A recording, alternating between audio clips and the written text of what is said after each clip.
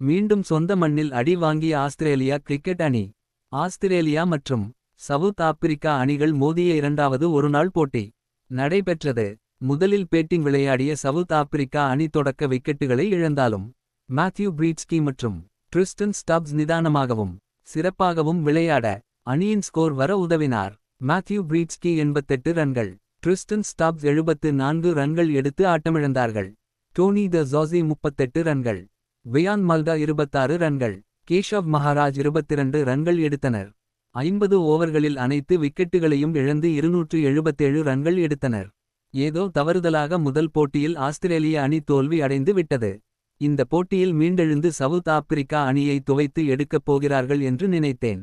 Australia அணிக்கு ஆரம்பமே அடிதான். டிராவர்ஸ் ஹெட் 6 ரன்கள், மானஸ் லாபஷேன் 1 ரன், மிச்சல் மாஸ் 18 ரன்கள் என நடையை கட்டினர். பின்னர் இறங்கிய நடு வரிசை வீரர்கள் சற்று நிதானமாக விளையாடி ரன்கள் சேர்த்தனர். இருந்தபோதும் விக்கெட்டுகள் அவ்வப்போது விழுந்து கொண்டே இருந்தது. கேமரன் கிரீன் 35 ரன்கள் எடுத்து ஆட்டம் இழந்தார். ஜோஷ் இங்கிலஸ் தனி ஒருவனாக போராடிக் கொண்டிருந்தார். வந்தவர்கள் தொடர்ந்து தங்களது விக்கெட்டை பறி கொடுத்து கொண்டே இருந்தனர். ஜோஷ் இங்கிலஸ் மட்டும் போராடி 74 பந்துகளில் 87 ரன்கள் எடுத்து ஆட்டமிழந்தார். 37.4 ஓவர்களில் 193 ரன்களுக்கு ஆஸ்திரேலிய அணி அனைத்து விக்கெட் இழந்தனர். லுங்கி நகீடி 5 விக்கெட்டுகளை எடுத்தார்.